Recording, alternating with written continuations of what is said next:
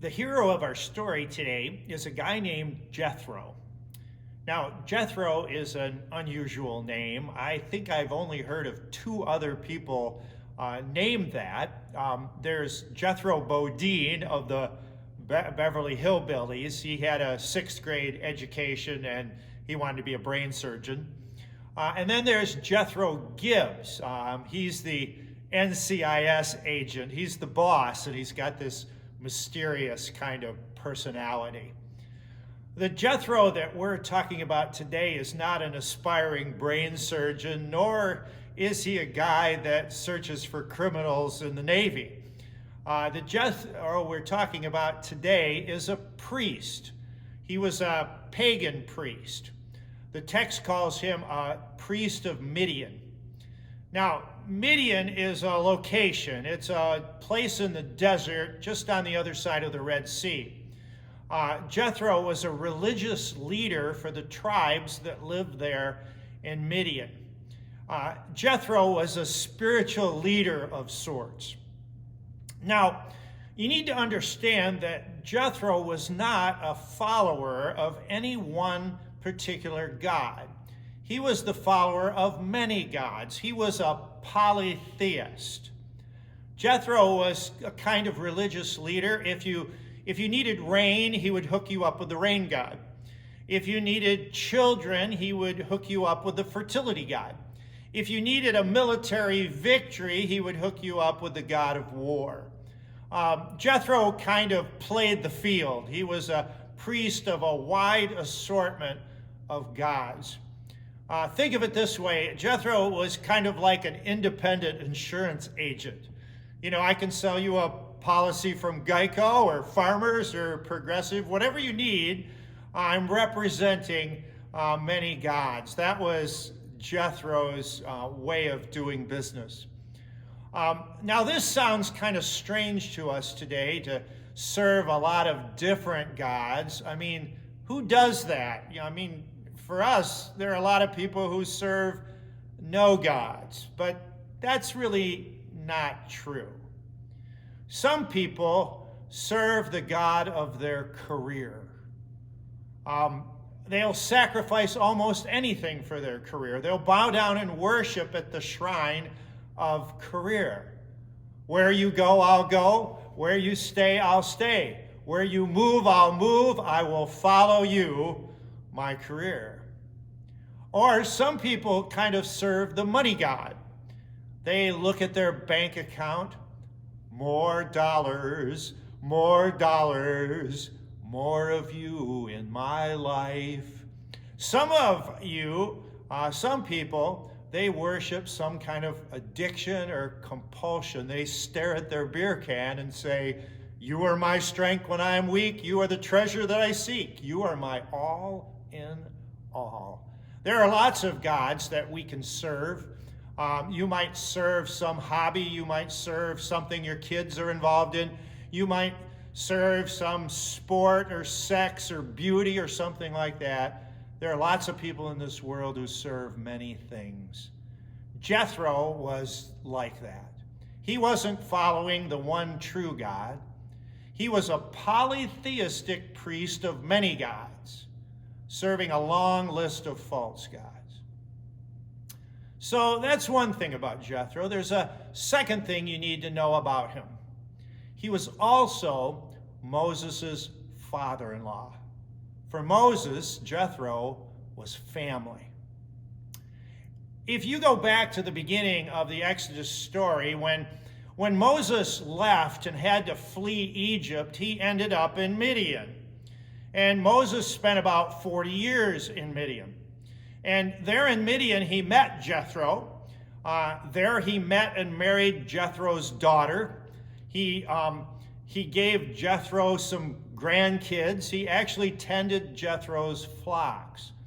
And if you remember the story, one day when he was out tending Jethro's flocks, he had his burning bush experience, and it was in that experience that God called him on this incredible journey in the very first place.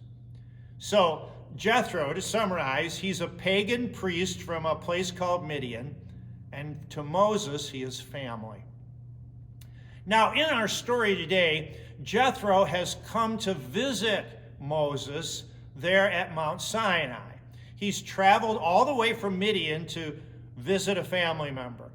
So let me read the story found in Exodus chapter 18, beginning in verse 7. It says this: So Moses went out to meet his father-in-law and bowed down and kissed him.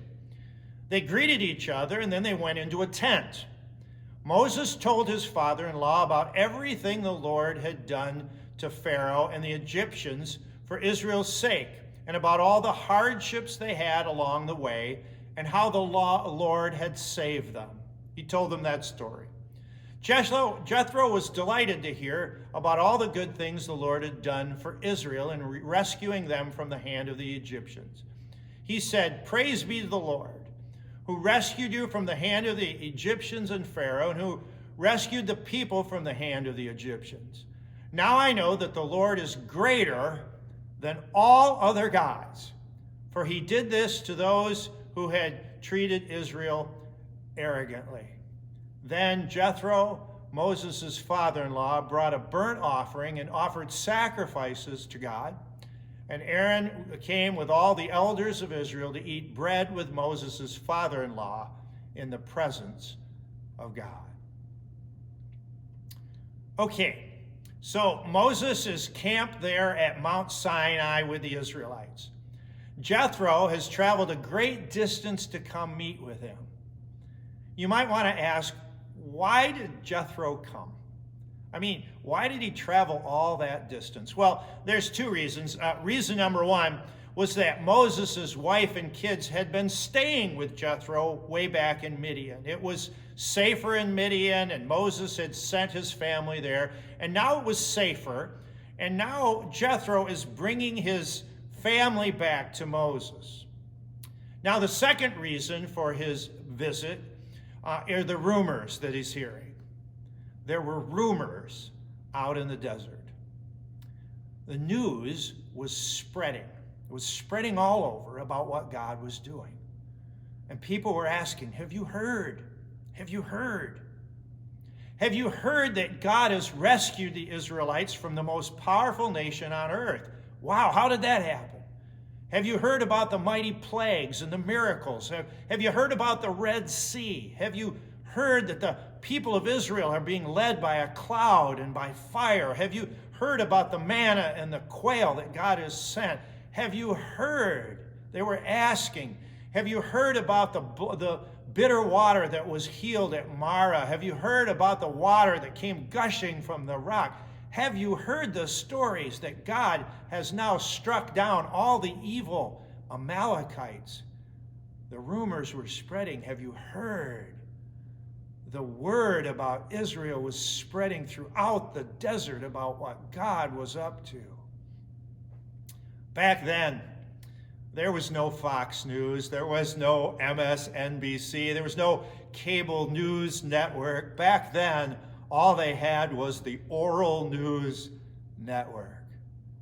The desert caravans were carrying the story. The nomads were sharing the story. The survivors of the Amalekites were telling the story of what God was doing. And Jethro, the pagan priest, had heard the rumors, he'd heard the stories, and he wanted to hear it firsthand from Moses. He wanted to check out the real story of what God was doing.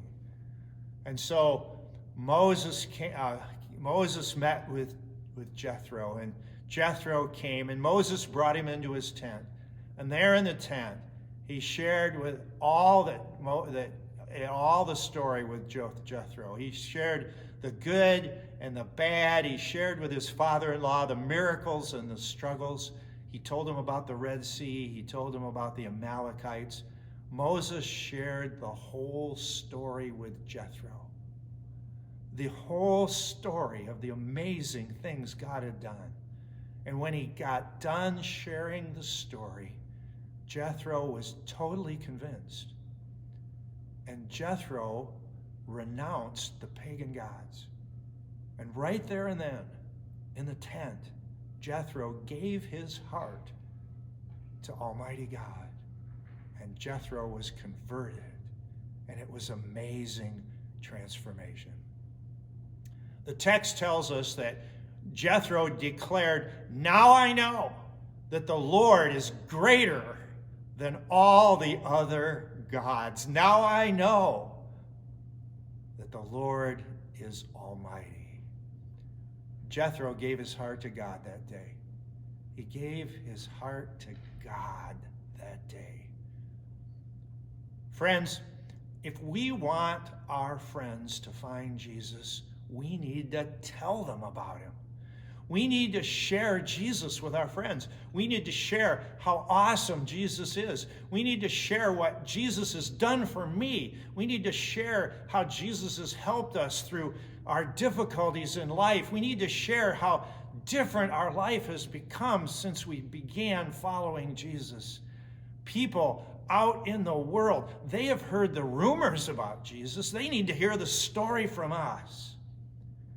How will our friends ever know about Jesus unless we tell them? We need to tell them. Moses spoke up. Moses told Jethro the story, and Jethro came to faith. So friends, be like Moses. Tell them. Think about it this way. Think back, how did you first come to faith? I mean, how did you decide to follow Jesus? I mean, I know everybody has a unique story. Nobody's story is the same, but I believe that probably your story involved a handful of people. A small group of people who prayed for you and shared Jesus with you and maybe invited you to church. And somebody told you about Jesus. And your life was changed. Well, I want to tell you, it's your turn now. Tell somebody about Jesus. Well, there's a second part of the Jethro story today that I want to share with you. Jethro comes to faith, and then I assume that they all went to bed that night. And the next day they all woke up, and Moses goes off to his job. And he's doing judging that day. And there's a lot of judging to be done, and it's a long, busy, challenging day. He's judging court cases. He's making rulings. He's settling disputes between people. I mean, Moses in that context, he's kind of like Judge Judy.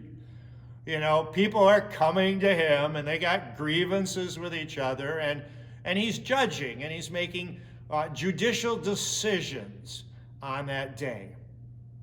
Now, what you need to understand is that in the 3 months that the Israelites have been on their journey, there's been very little organization. I mean, they're not very organized. They're a bunch of ex-slaves. And Moses is operating as kind of a one-man judicial system.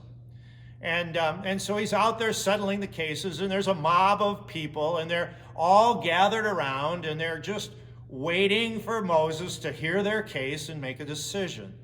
And the text says that the people, they stood around him from morning until night.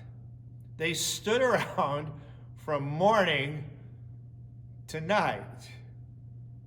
It reminds me of the DMV. You wait around from morning to night to finally get them. It's like trying to go through customs at the airport. You wait around from morning to night. People were trying to see Judge Moses, and they were waiting and waiting and waiting. I don't know about you, but I hate to wait. I mean, I just hate to wait.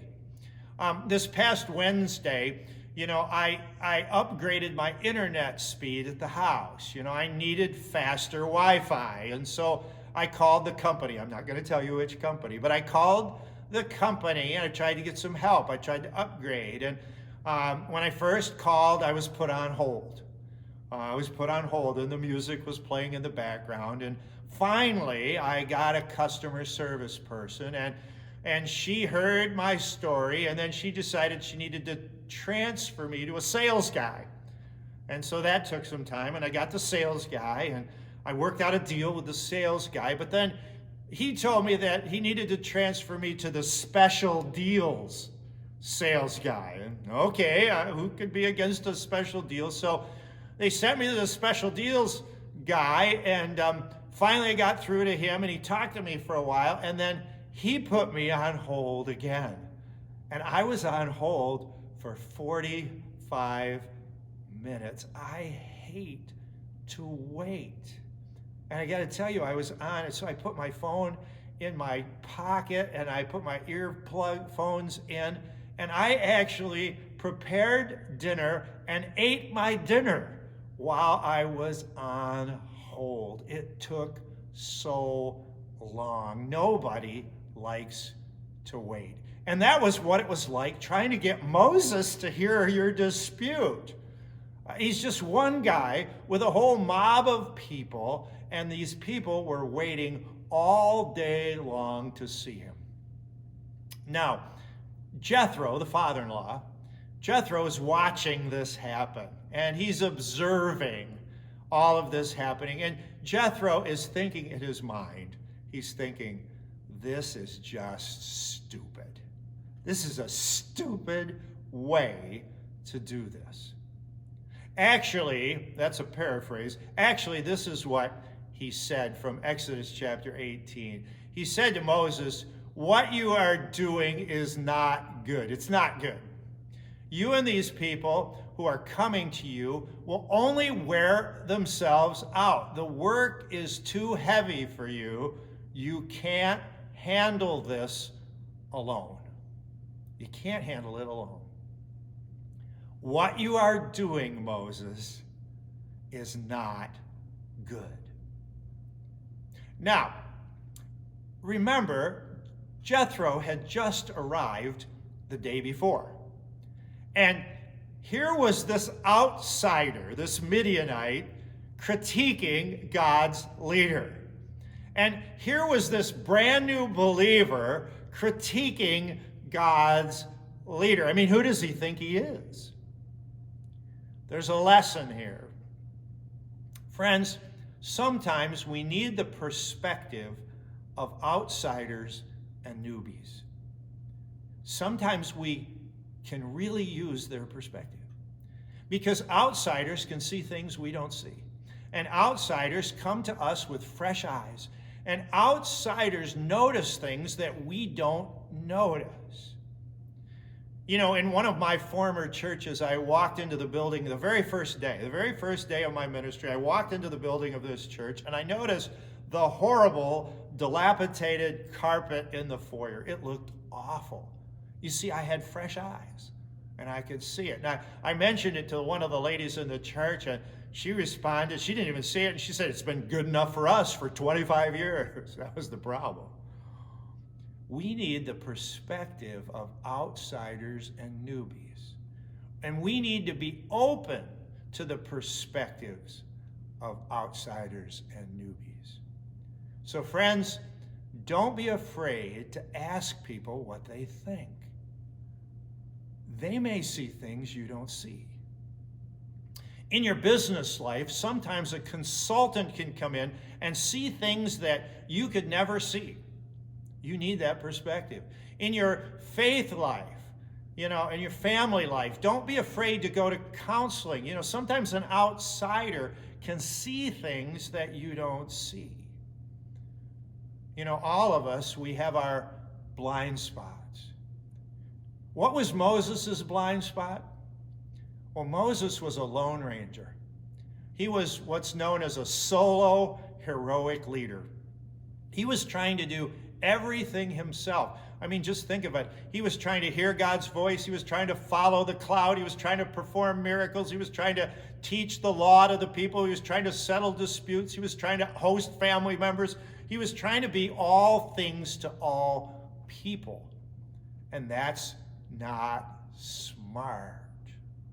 It's not smart to try to do all of that yourself. Now, I want to be fair to Moses. I mean, we need to understand kind of what Moses was thinking. I mean, after all, Moses was super qualified. I mean, you got to remember, he grew up in Pharaoh's court. That meant that he got the best of everything. I mean, Moses had an Ivy League education. He had leadership training. He had years of management experience. He was mentored by the best and the brightest in all of Egypt. And Moses, really, he was several notches above the brightest Hebrew slave. He was clearly the most qualified man in the room. And he had a calling from God, and he knew all this. And he was trying to do it all by himself. But being the solo heroic leader was just not working. And so, in our text, consultant Jethro says this, and you find this in Exodus 18, 21 to 23. This is what consultant, outsider Jethro says to Moses. He says, this is what you should do. You should select capable men from all the people. Select men who fear God, who are trustworthy, who hate dishonest gain. Appoint them as officials over thousands and hundreds and fifties and tens. Have them serve as judges for the people at all times, but have them bring every difficult case to you. The simple cases, they can decide themselves. That will make your load lighter, Moses, because they will share it with you. If you do this, and God so commands, you will be able to stand the strain, and all those people will go home satisfied. Consultant Jethro, outsider Jethro, suggests you need, Moses, to delegate out some of this judging stuff. So what I want you to do is organize and train some sub-leaders. Find a few good men. And to be clear, if it was today, a few good women as well. Find a few good men and women and build a system and build middle management and build a team. And he said, now, don't give it all away, Moses. To be sure, you need to stay involved. Moses, you're going to be the Supreme Court. You're going to get the hardest cases delegated up to you. But the bottom line is this kind of a system will be better for you, and it will be better for the people. It will be better if you just get some help. Friends, none of us do very well as solo heroic leaders. Every one of us needs help. None of us can do it alone. And this is true in church, and it's true in your family, and it's true at your job. Just like Moses, we need help. Now, I understand you're amazingly smart. And I understand that you are amazingly creative. And I understand that you have high competency and capacity, and you're a special person. I understand that. But you can't do it alone.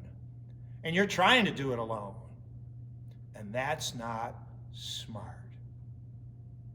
Now, I need to tell you a secret today. Sometimes we preachers are preaching to themselves. Today, I'm really preaching to myself. Because, I have some Moses tendencies myself.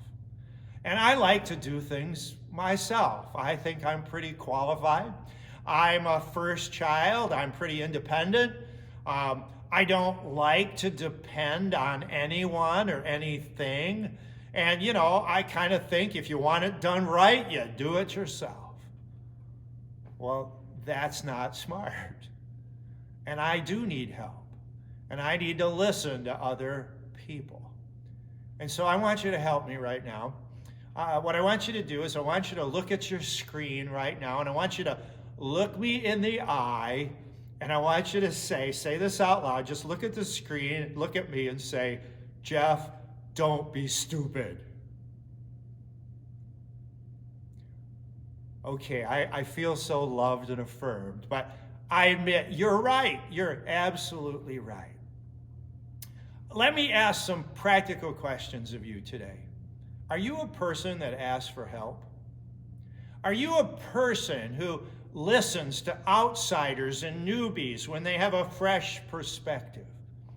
Are you a person that's trying to do everything all alone? Are you a person whose workload has gone up? You're driving yourself crazy. At work, are you gathering together a team, and are you taking advantage of your team? Are you delegating responsibilities when you can and when it's appropriate? Are you getting help on the job? Are you building a system at work that's not dependent completely on you? At church, maybe you have a role in the church. Maybe you're a leader. You have a responsibility in church. Are you helping people? Are you asking people to help? Are you building a team of people around you in your ministry?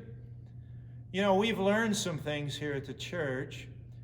If we make an announcement on Sunday morning and we ask people to sign up, we get about 20% of the people will sign up. But, if you go to a person face to face and ask them to help, about 80% of them will say yes. So are you asking people, or going up to people, asking them, recruiting them to be on your team and asking them to help you? We've learned some other things at church. We've learned that if you ask somebody to lead a ministry, you get a lot of no answers. But if you ask somebody to be part of a team, you get a lot of yes answers. We need to build teams. We don't need solo heroic leaders. It's hard to find them. Hardly anybody wants to sign up for that. All right, at home, I want to ask you some questions about home. Are you training your children to help with the chores? Are you training your spouse to help with the chores? Now, that works in either direction, husband and wife. That works in both directions. And I know I'm probably treading on dangerous territory here. But I want to say, at home, we all need help. Okay, let me summarize what we've said today. You've got Jethro, the hero. He comes into town. He hears all the amazing things that God has done for Israel, and he gives his heart to God. And then secondly, Jethro gets Moses to form a team, and life gets better for everyone. Today, I hope that you'll keep sharing the good news of Jesus with people out in the world. That you won't keep it to yourself, but you'll tell the story, because, how are they going to find Jesus unless somebody tells them? And then secondly, I hope that you'll team up with other Christians and other people in your family and at work and at church. You'll team up and you'll do great things for God. Let us pray. Lord, I thank you today for Jethro and the lessons that he's taught us. And I do pray for all our people in church that they will share the stories of what God has done, and that people will turn their hearts to God. And then, Lord, I pray that you'll help us to work together and to get help and to listen to outsiders and newbies, and that we'll improve and get better, and that life will be better for the people we lead, and it'll be better for us because we can handle the strain. Lord, be with us this week. In Jesus' name we pray. Amen.